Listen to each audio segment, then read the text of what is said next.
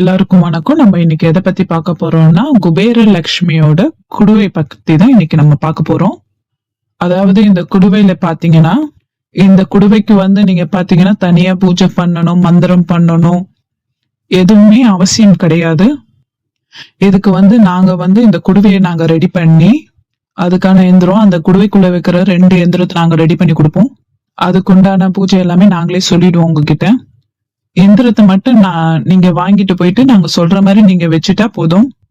அப்படி இல்ல நீங்களே எல்லாமே ரெடி பண்ணி கொடுங்கன்னு சொன்னாலுமே நாங்க ரெடி பண்ணி உங்களுக்கு கொடுத்துருவோம். நிறைய பேர் இந்த குபேர லட்சுமி குடுவை சொல்லிட்டு வெளியே போயிட்டு 40,000 50,000 கொடுத்துட்டு ஏமாறுறாங்க. அதெல்லாம் பாத்தீங்கன்னா அந்த அளவுக்கு அதுல செலவெல்லாம் கிடையாது. 40,000 50,000 கொடுத்து அந்த எந்திரத்தை ரெடி பண்றதுக்கு அது நம்ம அந்த குடுவைக்குள்ள வைக்கிறது தங்கத்துல நம்ம ஒண்ணு செஞ்சு அதுல வைக்க போறது கிடையாது. அதனால பாத்தீங்கன்னா அந்த அளவுக்கு அதுல நமக்கு செலவு கிடையாது. இது பாத்தீங்கன்னா இந்த குடுவையை நாங்க உங்களுக்கு ரெடி பண்ணி கொடுத்துருவோம். இந்த குடுவையை பாத்தீங்கன்னா நீங்க வீட்டுல பாத்தீங்கன்னா குபேரன் மூலையில இந்த குடுவையை நீங்க வைக்கிற மாதிரி இருக்கும். வச்சுட்டு நீங்க அதுக்கு முன்னாடி அகல் விளக்கு ஏத்தணும். நீங்க ஏத்திட்டு நீங்க டெய்லி காலையில சாயங்காலம் பத்தி சூடும். அப்படி இல்ல நான் பத்தி மட்டும் காட்டினாலும் பத்தி மட்டும் காட்டினாலும் போதும். அப்படி இல்ல நாங்க அதுக்கு எதனா ஒரு மந்திரம் மாதிரி சொல்லணும்னு நீங்க ஆசைப்பட்டா குபேரருக்குரிய காயத்ரி மந்திரம், இச்சகாய குபேரர் மந்திரம் அப்படின்ட்டு ஒண்ணு ஆரம்பிக்கும்.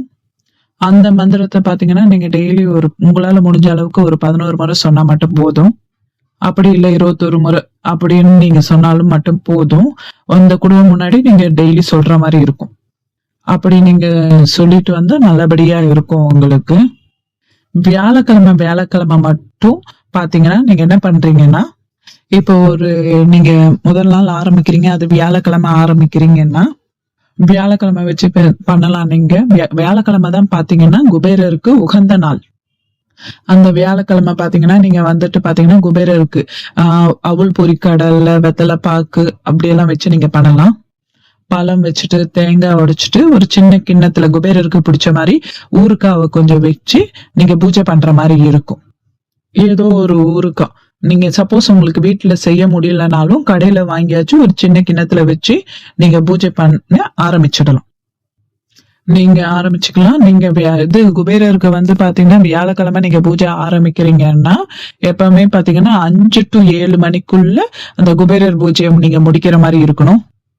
நீங்க அந்த குடுவையை பாத்தீங்கன்னா வியாழக்கிழமை வைக்கிற மாதிரி இருந்ததுன்னா 5 to 7க்குள்ள வச்சிடணும். எப்பவுமே பூஜை பண்றதா இருந்தாலும் அந்த 5 to 7க்குள்ள நீங்க பூஜை பண்ணி முடிக்கிற மாதிரி இருக்கணும் எப்பவுமே.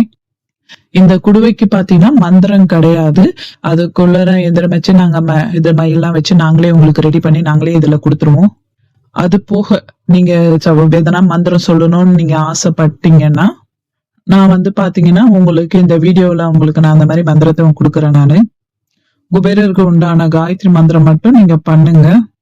நல்ல இதுவா இருக்கும். படிப்படியா பாத்தீங்கன்னா உங்களுக்கு நல்ல இது வரும். உங்களுக்கு சில பேர் சொல்லுவாங்க அந்த குடுவை கொண்டு வைங்க ஒரே வாரத்துல உங்களுக்கு கடன் எல்லாம் போயிடும். அப்படி என்னைக்குமே நடக்காது.